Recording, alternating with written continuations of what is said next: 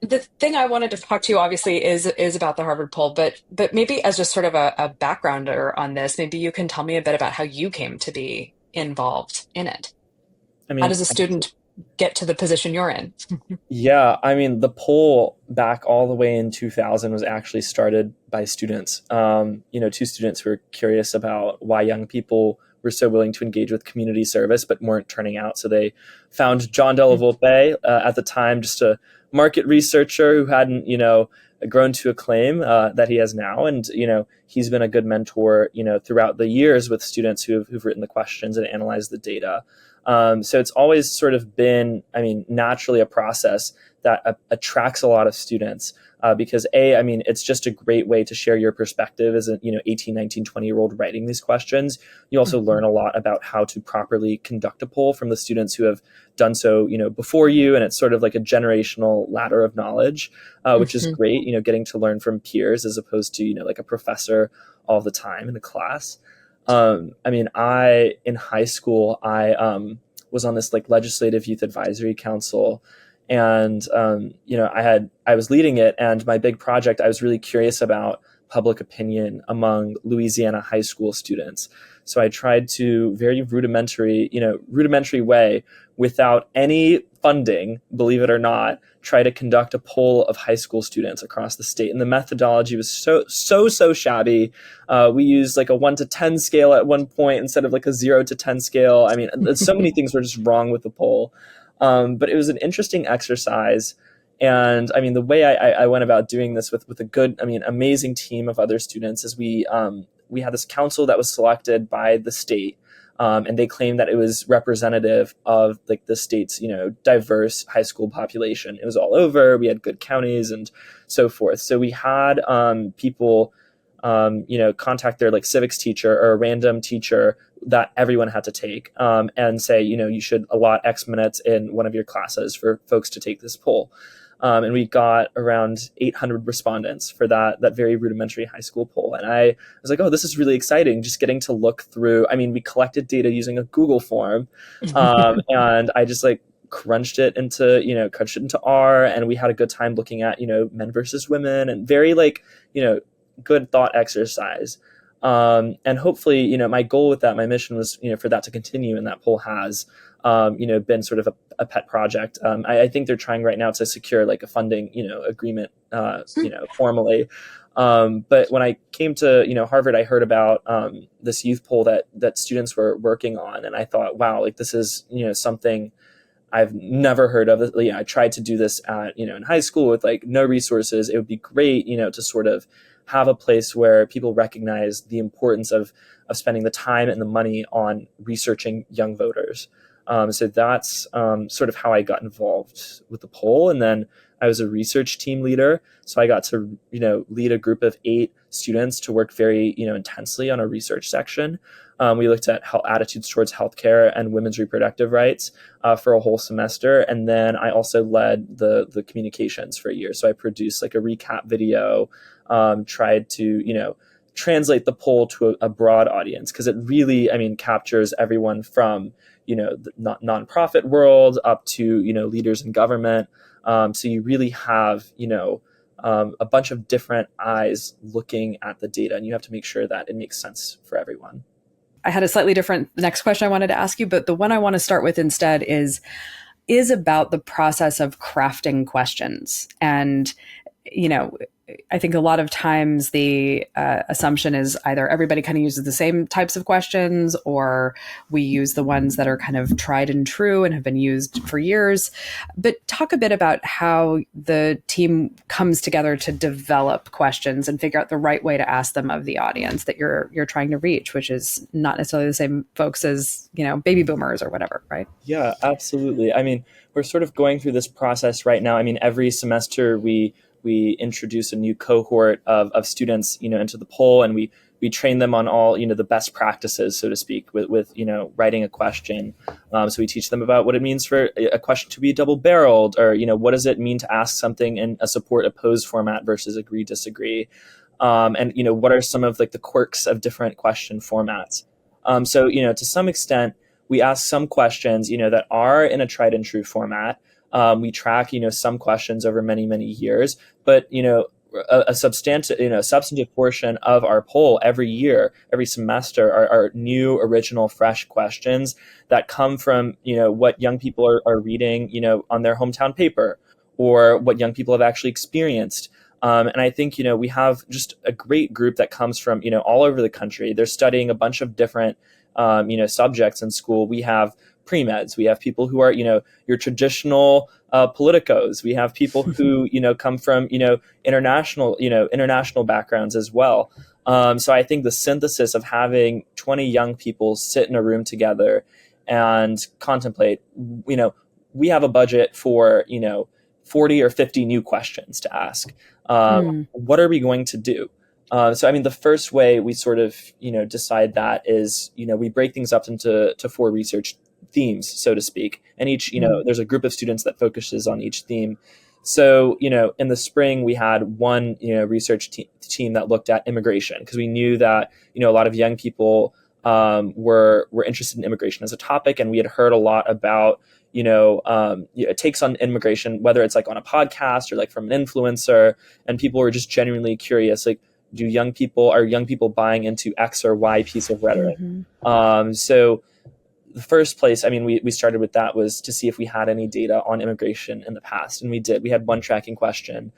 So we made sure to re-ask that. But in addition to that, I mean, we talked about, we explored all the different ways that, you could slice immigration.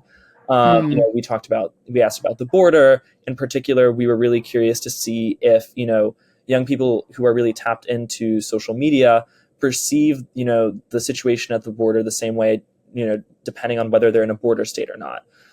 So, I mean, what we found is that there was not a difference between whether you were in California, Arizona, New Mexico, Texas.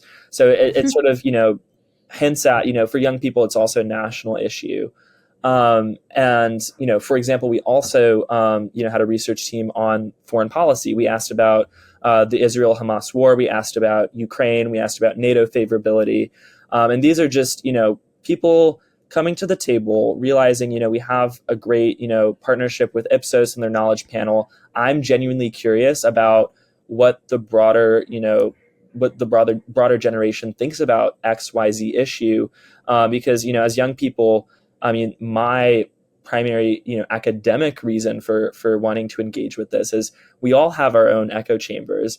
So, public opinion research, quality public opinion research is really a way to equalize, those echo chambers and sort of, give, a voice to the vulnerable, folks who might not be, in your echo chamber, or maybe, not as, loud and out there about a particular issue.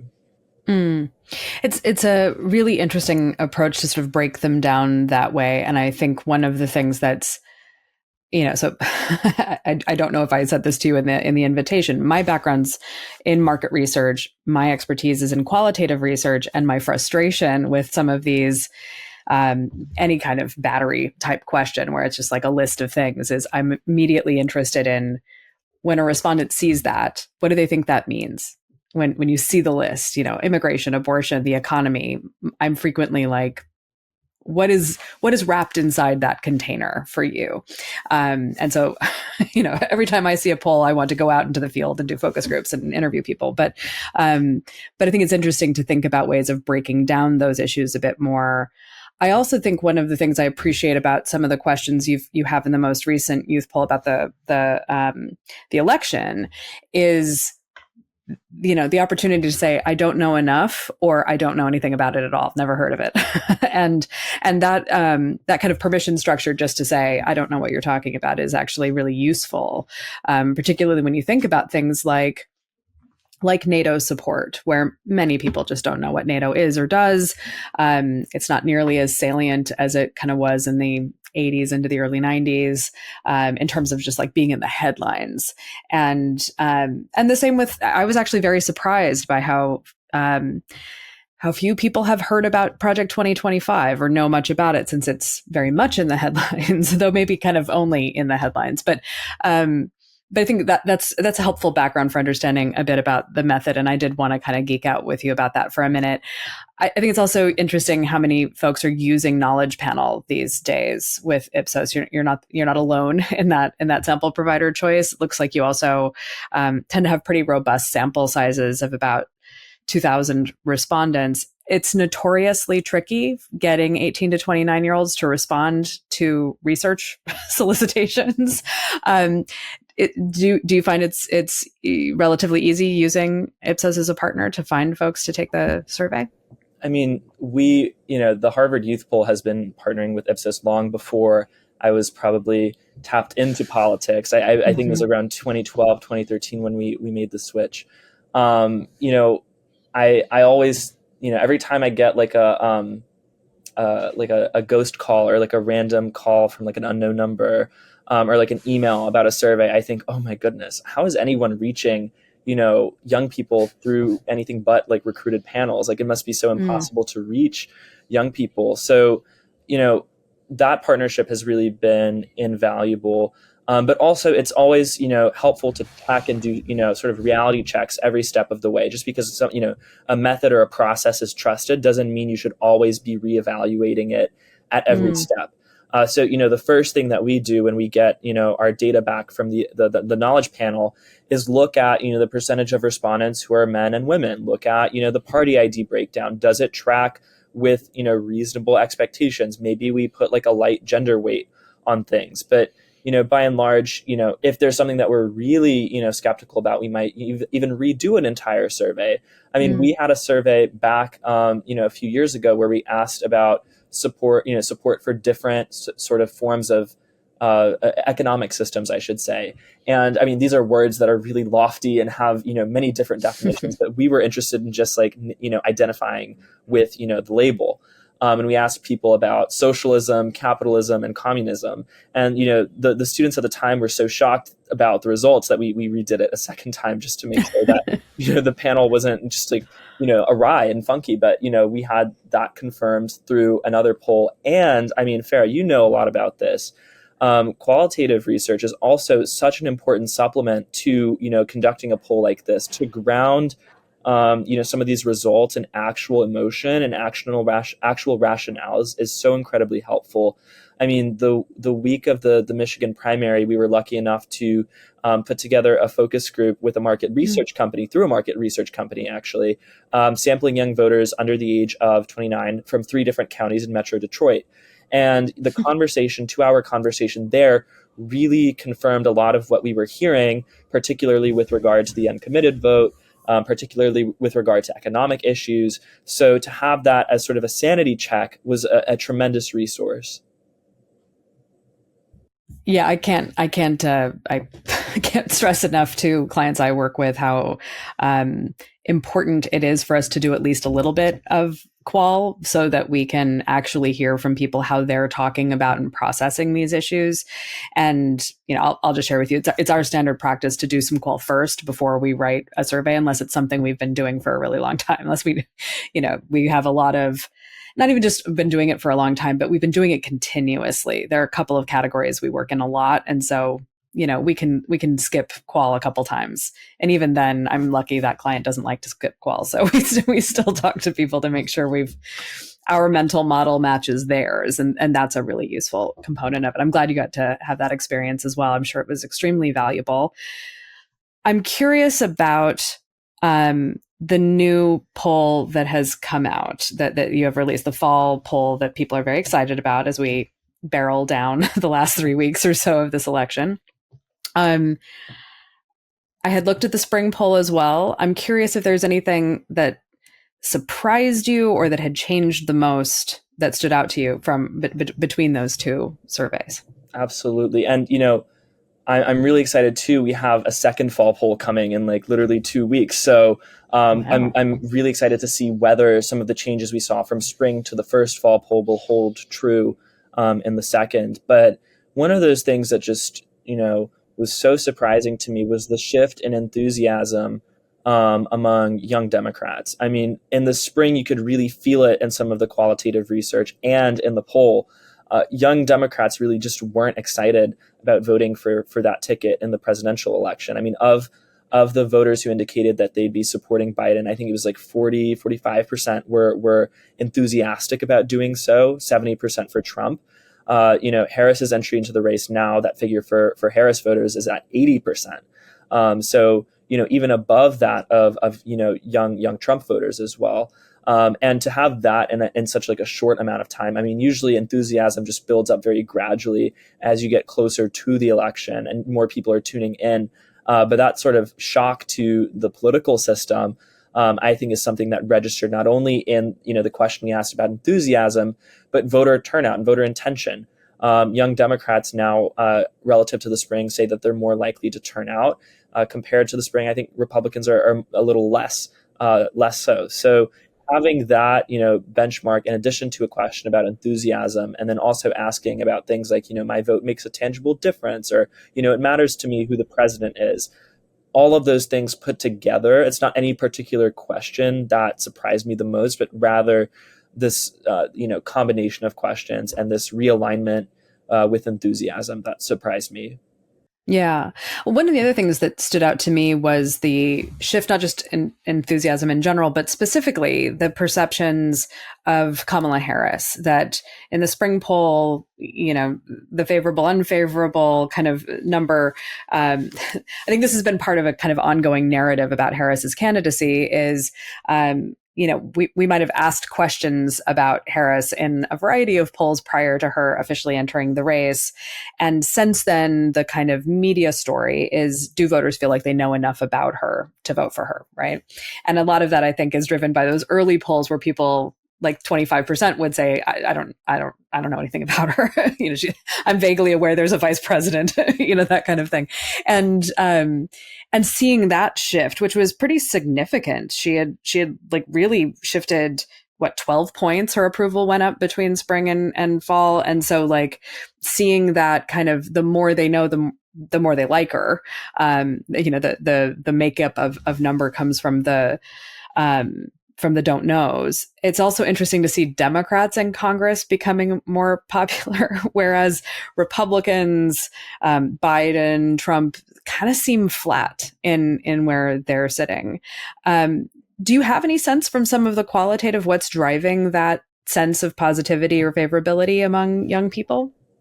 Yeah, it sort of felt that in the spring, all of the Democrats were really tethered together in terms of favorability. And, the most, significant change since the spring has obviously been, Biden's decision to hand over the reins to Harris. And that decision has sort of, buoyed her favorability, it appears. And also, by association, the favorability of Democrats in Congress, even though, all of those legislative accomplishments from Democrats in Congress were before, the spring mostly, right? So there really is, there was this effort for so long to really communicate the successes of the Biden-Harris administration with respect to, student loan forgiveness, the CHIPS and Science Act, the Inflation Reduction Act, about issues that, really do matter to young people, issues about the economy, women's reproductive rights, climate change. But it was falling upon deaf ears in many cases. When we, conducted that town hall in Michigan, I mean, there was just, a moment of silence, actually a full minute. Also, if you don't know what a minute of silence sounds like, I suggest take a minute of silence right now and picture this. We asked a room full of, I'd say like 20, 25 young people from, around Metro Detroit. Can you name one, thing that the Biden administration has done, to benefit your life? A minute of silence. Wow. A minute of silence. So to have sort of a new platform, for a lot of those accomplishments, which has, been a focus of, the race now, is sort of, the record from the past versus the vision for the future, sort of is like a reset on the race. People are willing to pay attention now that the race looks different. And particularly for young voters, you have to think about, for many of them, a lot of them are first-time voters. They knew about the 2020 presidential election. Maybe they couldn't vote because they were too young. And if they were old enough, maybe they did vote in the 2020 election. So, this pull between Biden and Trump had been a mainstay the political process for the better part of 4 or 5 years. So the novelty of having a new race, plus we tested out some candidate qualities to Mm. sort of study why young people are attracted to Harris's candidacy. Sort of that storm of policy support, just like a new race, and a new candidate who can take credit for some of the previous administration's accomplishments. It's very interesting as well to look at the breaks, and this isn't unique to young people. You see it in other polling in other age groups as well. But the people who say that they are voting for Trump kind of break, 3 to 1. I'm voting affirmatively for Trump, or I say I am anyway, right? There's always I will immediately get someone in my mentions talking about performative response. But in any event, the flip side of that, though, is that Democratic voters are just as concerned with keeping Trump out of office as they are with affirmatively voting for their candidate of choice. And that's something that I noticed in some of the breakdown as well, was in the top line, was that kind of, half of Democratic voters are enthusiastic to vote for Kamala Harris. Half of them are enthusiastic to make sure Trump doesn't go back into the White House. Whereas, 70+% or something of Trump supporters are like, we want Trump more than we don't want Harris. And I think that's an interesting thing to see. I think in some respects, a headline here could be young voters. They're just like us in terms of some of these kind of structural positions on partisan lines. The big kind of narrative about young voters this cycle has really been about the gender gap among particularly younger voters. I know that there was also some interesting splits between the younger end of 18 to 29 and the older end of 18 to 29 on sort of general receptivity towards a more conservative or liberal worldview. Maybe you could talk a bit about what you're seeing in those shifts, and whether you think there's something that are kind of overblown, or whether you think they're, the headlines are accurate about the Gen Z gender gap or about a rightward shift in young voters. Yeah. The gender gap, there's two things about the gender gap that really puzzle me. On one end, you've got a disaffection with the liberal label among young men. We can chart, the margin for the liberal label and the conservative label. We can also chart the Democratic label, Republican label, and their voter intention in 2020. In 2020, young men and young women were supporting, in our poll, Biden at roughly, equal rates, in an equal proportion. And, since then, really over the past 4 years, the shift has been so marked by just a shift toward Trump and away from the Democratic nominee for young men. And that effect is most pronounced for 18 to 24-year-olds. But surprisingly, many of those young men still, a majority, hold pretty, progressive / liberal, however you want to characterize them, policy viewpoints. You ask them about climate change and how the government should tackle climate change.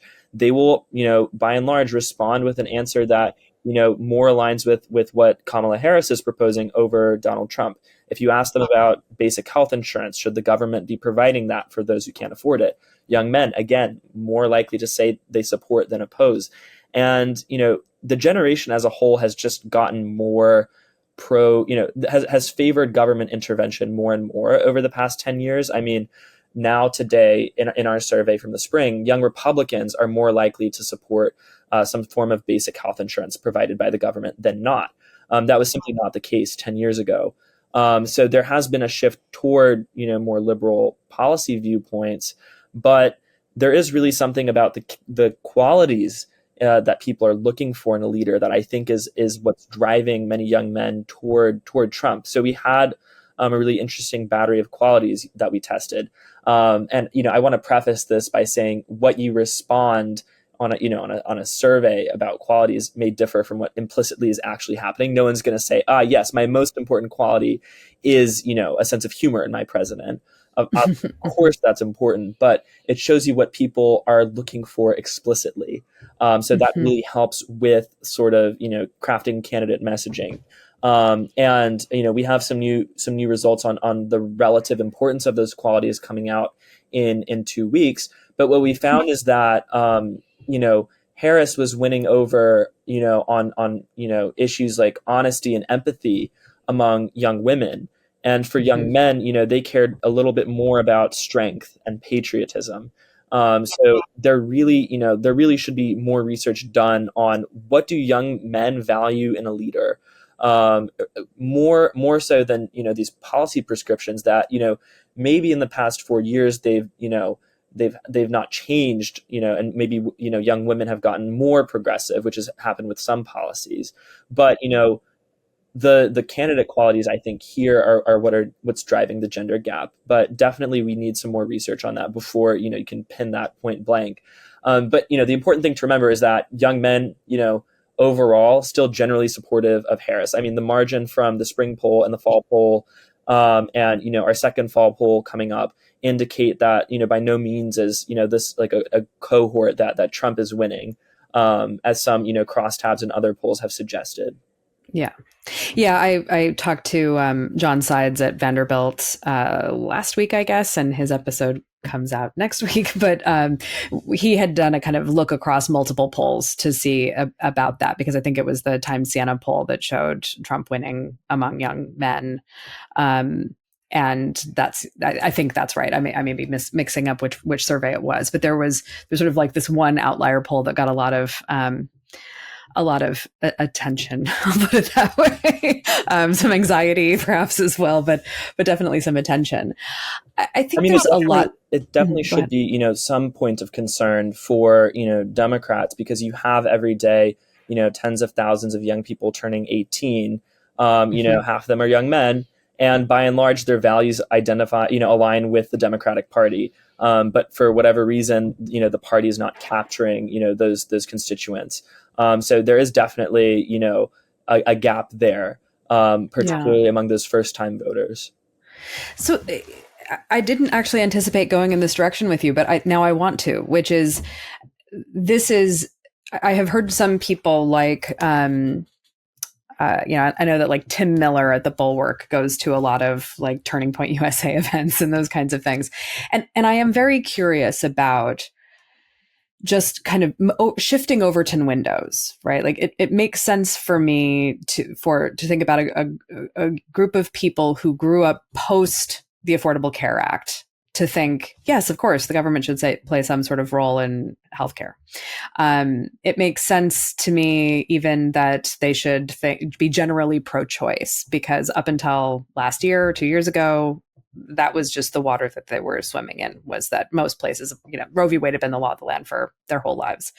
Um, and I think the other thing that's interesting is this question about what is a normal Republican versus not. And for that matter, what is a normal Democrat versus not. And so all of these kinds of windows are shifting around about, what's normal, essentially. And so you have like older Republicans, older millennial Republicans who are,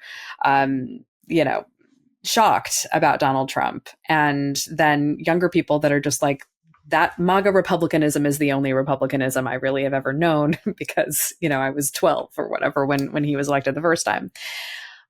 What is your sense of that? It feels like a big kind of aesthetics and policy and messaging realignment is happening around the parties, and maybe one is more aware of it than the other. But is that something that you're seeing in open ends, in focus groups, in your own experience, talking to younger, particularly young conservatives? Yeah, I mean, when you mention the open ends, that's a really amazing area of research that I hope more people take advantage of now that we can more easily code and align these responses. But with younger men, they're like you said, many of them were in middle school when Trump was first elected. I think I was in seventh grade, and I Mm-hmm. remember very vividly. There was a student council election happening, and one of my friends had a poster to endorse himself that had both like a drawing of Hillary Clinton and Donald Trump on it, and saying, I approve of so and so for student council treasurer. So young middle school men, boys are definitely conscious of, some of the things happening in the political world. Obviously, they're not going to be able, to name their senator, but, the president of the United States is, a question you ask, or you're supposed to ask people, to test whether they're there in like a medical situation. So that's a good point. Yeah. Of course, a middle schooler would know, who the president is. Maybe if there's like a contender on the field, that might be something on their mind. So definitely, as you say, Trump has been on, the minds of young men for a while now. And, definitely just like, anecdotally back then, definitely was a presence in pop culture. I mean, he just had so many moments that were reshareable, that, propagated over social media, but, don't have any current, focus group data to suggest that. What I will say though, and what we do have, some observations to, back up is that, think about, when Trump was president for many men, 18 to 24, they were living with their parents. They were maybe about to graduate high school, maybe had part-time employment. They were by and large living lives that weren't, disrupted by the pandemic. They weren't disrupted by the mental health crisis that has emerged since the pandemic. And they had, for the foreseeable future, a pretty stable, pretty, young people do, believe it or not, think a lot about their future. And they do, have, a vision and a plan for what they want to do with their lives. So the pandemic really put a wrench in that for many young men.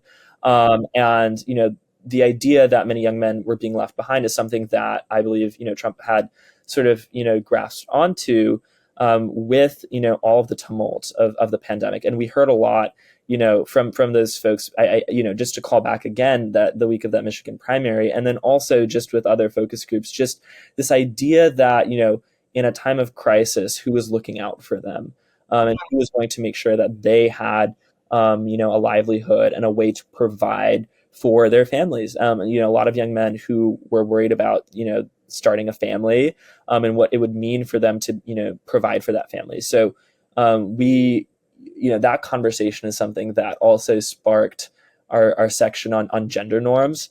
We were really interested in ideas about, young men and young women. Do they think our generation's too soft? What do they think about the role of women in the workplace? Are men too soft these days?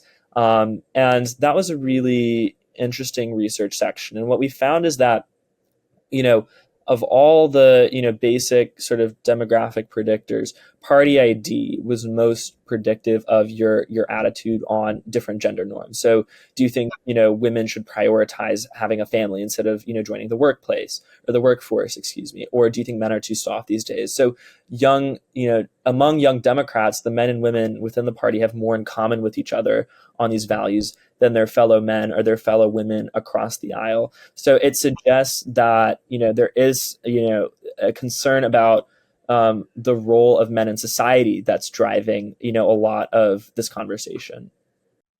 Yeah, this is something that I am increasingly interested in, particularly when you see some of those candidate quality batteries around like strength, for example, and you'll see a gender split on whether strength is a word that can apply, frankly, to a female candidate, or whether it is one that is just more obviously applicable to the male candidate, particularly when that's your set of choices. Maybe if it's two women running against each other, then the dynamics look a little different. But there are a variety of things happening there that I think are also interesting. And one of the other qualities that you looked at was funny, which I think you kind of alluded to a minute ago, but it's an interesting thing to throw into the mix because I do think we've had this, what are we at now? 8+ years of 9 years of talking about whether or not we should take Trump seriously or literally, or whether he's just kidding or whatever.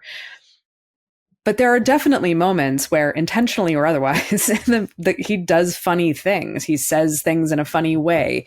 He often seems to be doing an impression of a stand-up comedian, right? Like he's testing out material, he's telling jokes, he's seeing what resonates, and people who go to his events genuinely seem to be having a good time. Some may not be, but there's definitely a almost like deadhead kind of quality to some of his fans. And the idea of even asking the question about whether or not a candidate is funny is an interesting one. The other question that you asked about was about memes and how they were influencing candidate perceptions. Maybe you can talk a bit about both why you decided to ask about funny and also why you decided to ask about memes.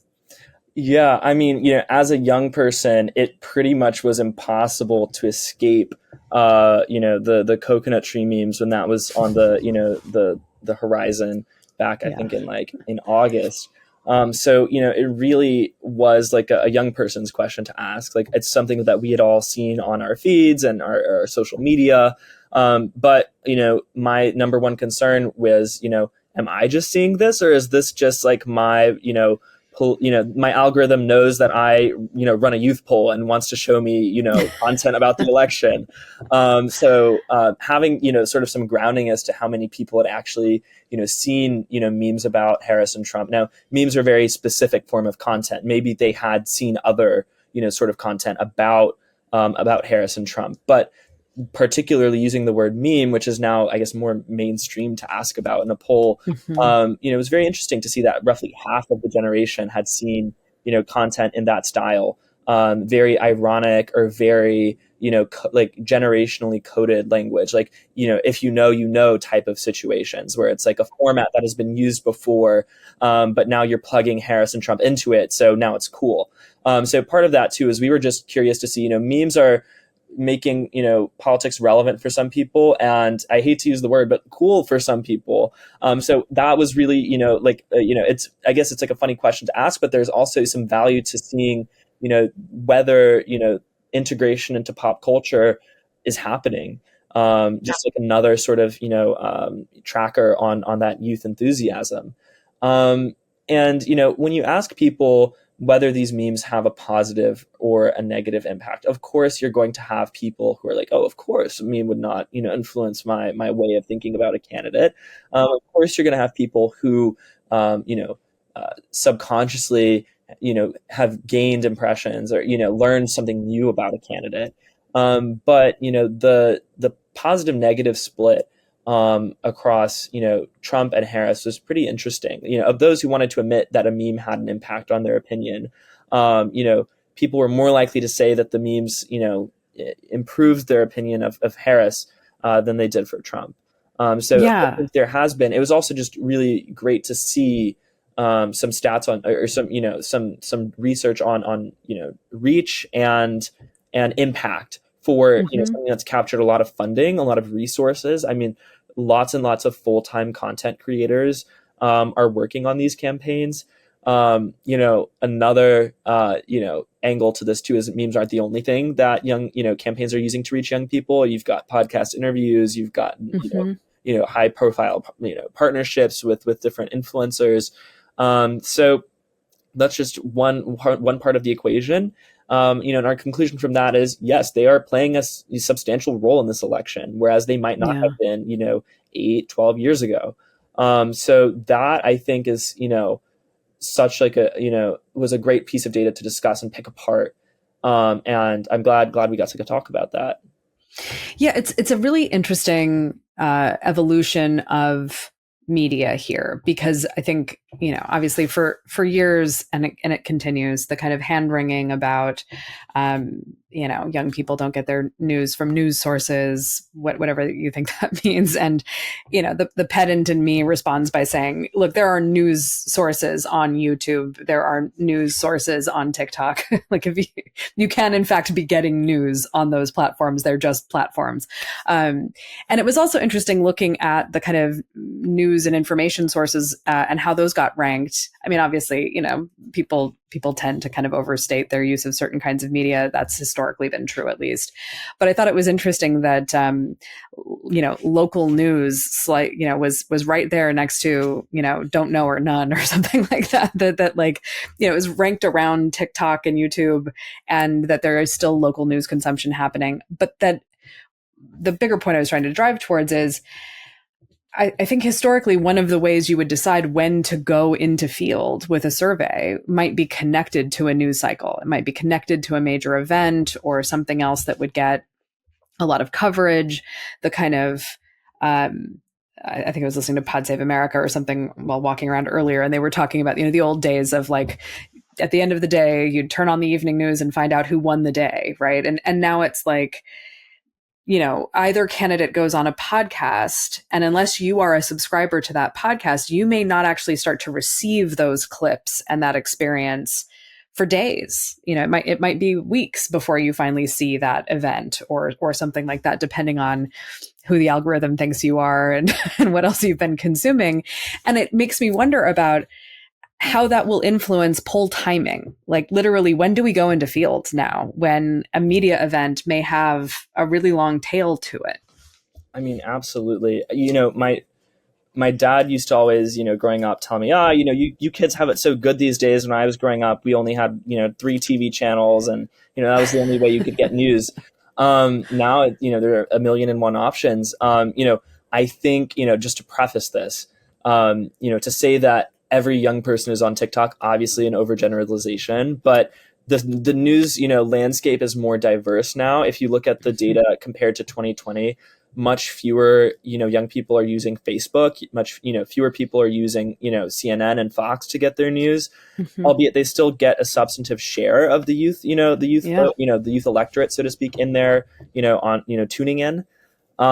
TikTok has grown substantially since 2020. So obviously you've seen some good investment, in that. But like you said, one of the conversations we had around, the timing of our fall poll 1 and fall poll 2 is, will the presidential debate, impact anything? Will there be, a moment that gets reshared on social media that could, turn the tides? And, while we haven't done an analysis of that just yet, that's probably something better suited for post-election. It is definitely not a good idea if you're asking young people about a particular event to ask them or field a poll the day after it happens. Because, I mean, like you said, that debate, sort of percolated throughout the social media waters for many, many weeks. And some people might even still be getting content from the debate for the first time today, many, many weeks after it happened. And I mean, you also saw this with, like the viewer data for the Kamala HQ TikToks, formerly Biden HQ. They just handily changed the handle, pun intended, I guess, um, for that account, and you saw that some TikToks that were being posted much earlier in the year were actually getting recommended to users many months after they had been published. So some of these videos were getting the bulk of their viewership, after Harris had entered the race.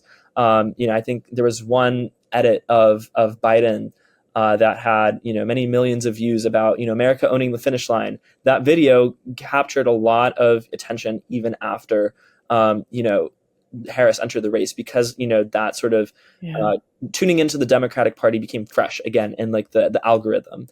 So that is why we have to be really careful about time series data now. And especially asking, the same respondents maybe before and after an event, how they felt. So, if you're not making them sit down and watch the debate, very hard to actually see how much it impacts, the way young people think about the race.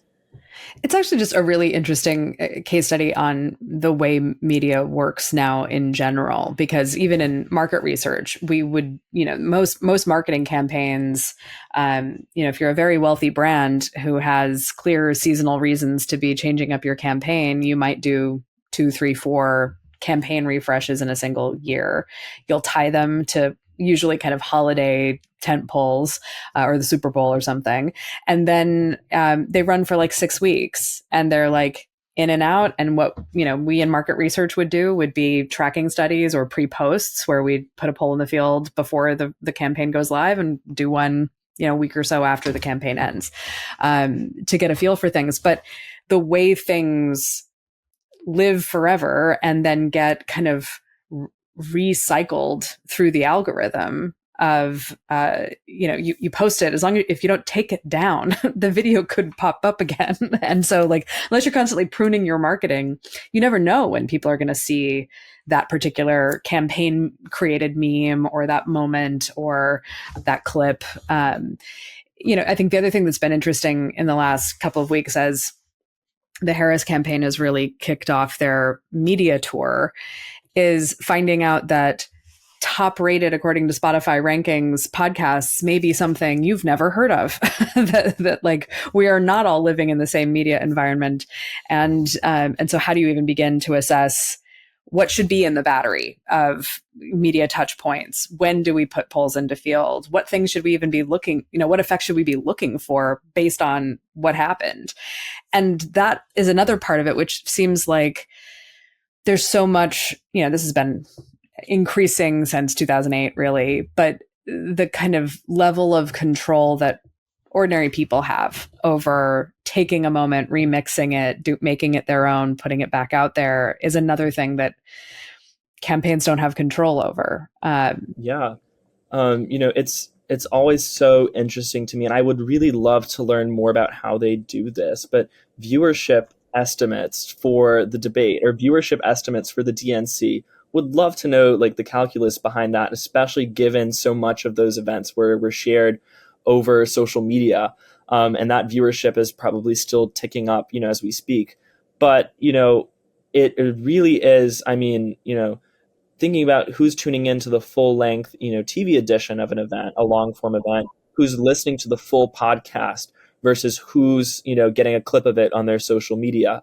Often hear about, the barbershop conversations in politics. It feels like, short clips are becoming the barbershop conversations, and you tune into the long form content if you are, someone who is, following the news more closely about politics.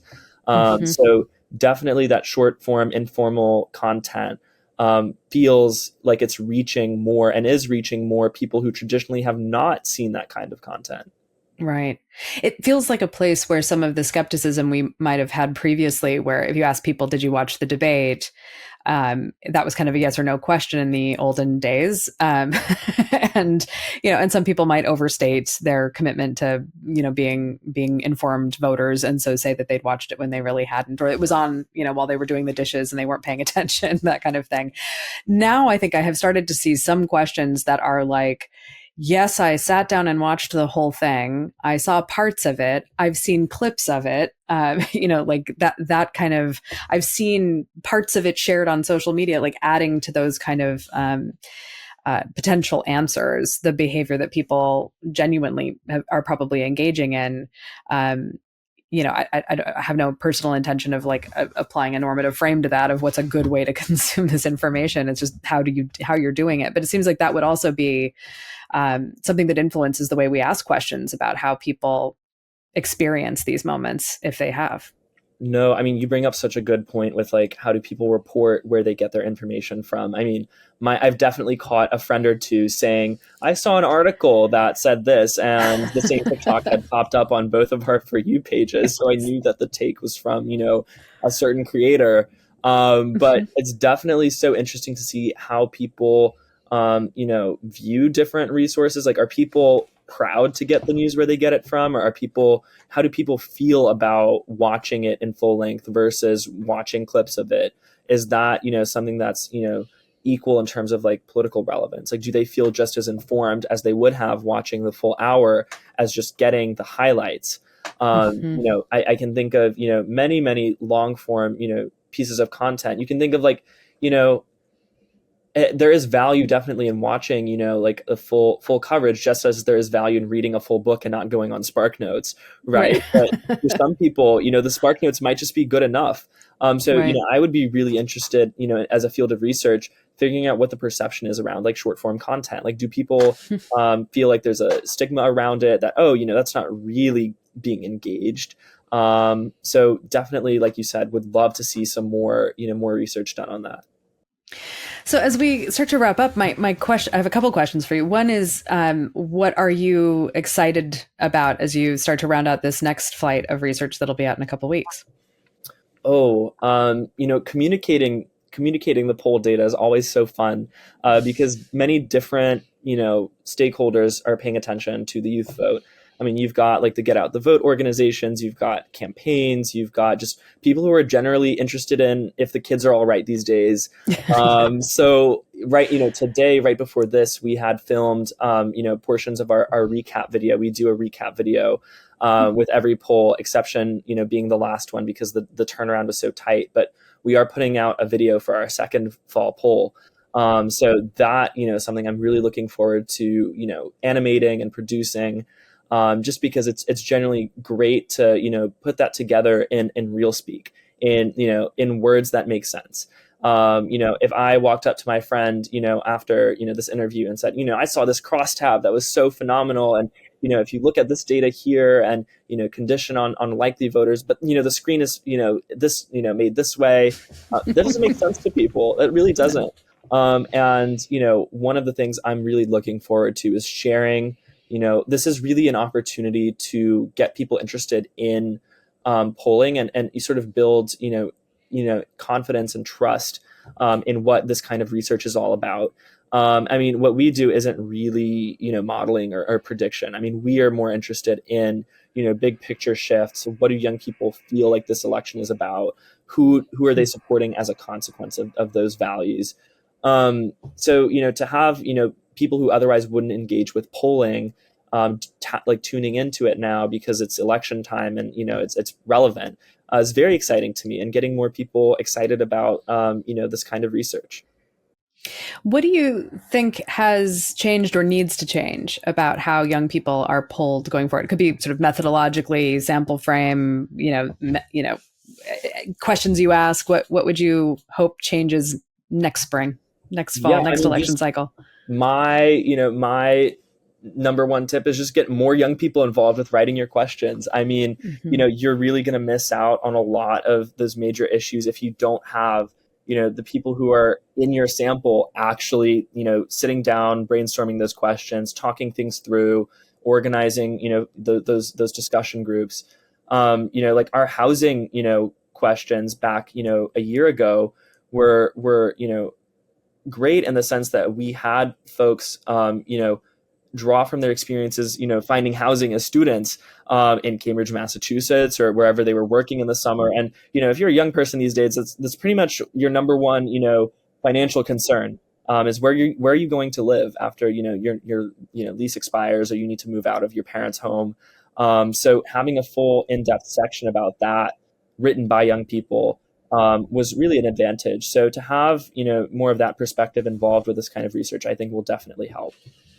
That's amazing.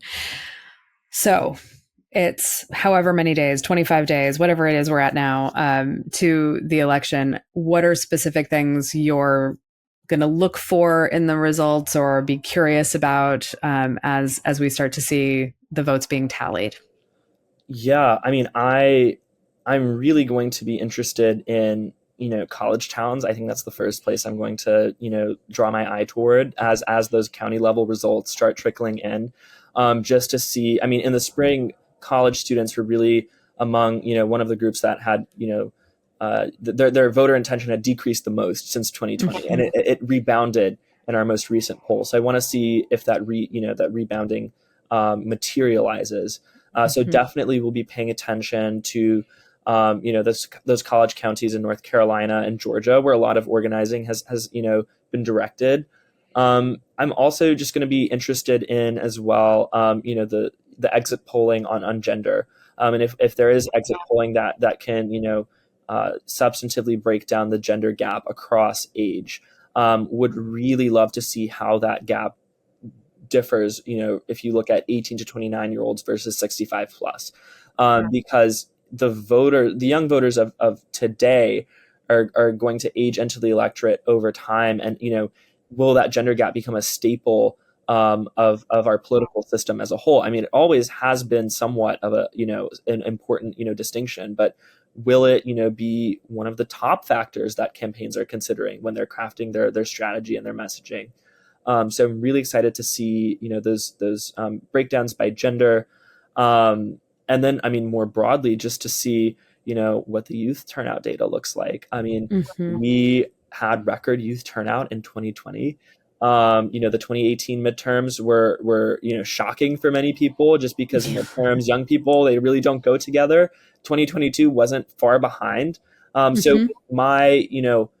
my interest in this is, 2008 was really sort of a one-off year for youth turnout. And young people have sort of built up muscle memory over the past three cycles of turning out. So if that happens a fourth time, I think that is some evidence to show that we are getting a more engaged youth electorate that will translate into a more engaged electorate overall as we head into the Yeah. future. Have you seen? I'm sorry. I'm just when you made me think of one thing I didn't ask you about, which is glaringly obvious, which is the again sort of a talking point is the role of we had campus protests in the spring, the Israel Hamas war as being a factor potentially among college students. Do you see it as highly salient in their vote choice or their motivation to vote in I the mean, polling? in an election as close as what we're seeing, or we were seeing in polls at least right now, Mm-hmm. any issue is an important issue. And many young voters aren't single issue voters. They care a Yeah. lot about everything, and the economy. Yes, it does come up top of the list, and no matter how you slice it. But the Israel Hamas war in particular is important, is a top issue for definitely a substantial group of young people.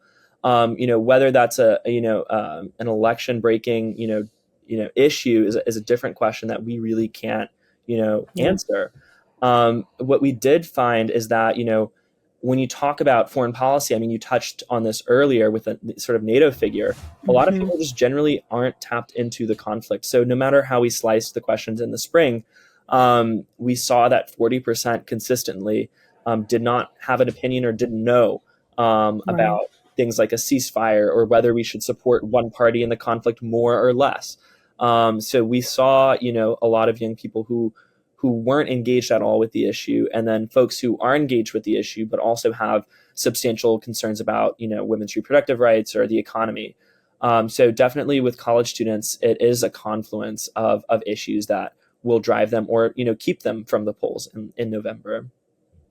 Yeah, I think you make a really important point, which is that in this closely run election pattern that we keep having in an era of negative partisanship and all of that, and high polarization, every issue is important. And so it's very hard to say which one thing is going to be the thing. And I think the other thing that you said that's really insightful and important is I think it's very tempting for people as they read cross tabs and top lines coming out of their favorite newspaper or news source or Harvard is to fixate on that top two box of answers. And everyone has their own kind of constellation combination of issues that they care about and are puzzling through and often struggling with figuring out who the candidate is that is going to represent the issues that matter to them most, or the optimal number of issues. And so I think it's just really important to remember that it's never that simple. And that once again we'll get to the end of this and APOR will do their reports and everybody will do their reports, and it will be full of puzzles about why people voted the way that they did, because it's hard to know. I mean, I always say, before, we submit, our surveys and code them, I try to position myself in the mind of a respondent, and go through the survey and think really hard about what my own answers are. So I fill that out, privately. And no matter how we ask it, the most challenging question to answer is, what is your top issue? Yeah. Because reducing it to just, I mean, you can ask me what I think about prescription drug caps.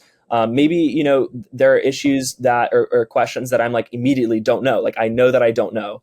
Mm-hmm. But, if you ask me my top issue, that takes a lot to ponder through. And you even see that, I would encourage folks to look at, the response time anytime you ask Mm. what people's top issue is. How hard are they thinking about that relative to their position on, a prescription drug cap, and using that example, for the sake of consistency, right? So, Yeah. keeping track of how long people are pondering this is pretty important too.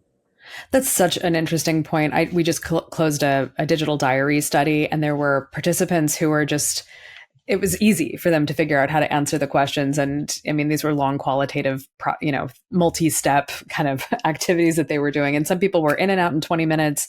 And some people took an hour and a half to complete some of our exercises. And I feel bad. Like I probably should have paid them more. But yeah, some people take more care with these questions than others. Some have to think about it harder. They have to kind of weigh these things up. That is a really interesting indicator that we now have, in particularly online tools, to be able to see how long it took someone, the average time it took to respond to a question. I hadn't even thought about that as a really interesting indicator of, it adds a kind of qualitative texture to the question. Super interesting. Well, Anil, thank you so much. I've already gone over on time, but thank you so much for talking to me today. Thank you for your work on the poll. And we look forward to seeing the new report when it comes out. When should we expect to see your new masterpiece? Toward the end of the month. So last week of October, right around the corner. Perfect. Spooky season. Halloween weekend, the whole 9 yards. Exactly. Excellent. Well, Anil, thank you so much for your time today. Thank you so much for having me on. It was such a pleasure. Crosstabs is hosted by me, Farrah Bostic, production by The Difference Engine, and edited now by Allison Preisinger of AMP Studio. Music from Audio Jungle by S Audio. Find us at crosstabspodcast.com, where you can subscribe to our weekly Substack, also available at crosstabspod.substack.com. Tell your friends about the show, subscribe on your favorite podcast service, and give the show a rating or review. I would love to hear from you, and it will help other people find the show. Email me if you have any questions, ideas for episode topics, suggestions for future guests, or want to talk about ways we can work together at farrah@crosstabspodcast.com. See you next time.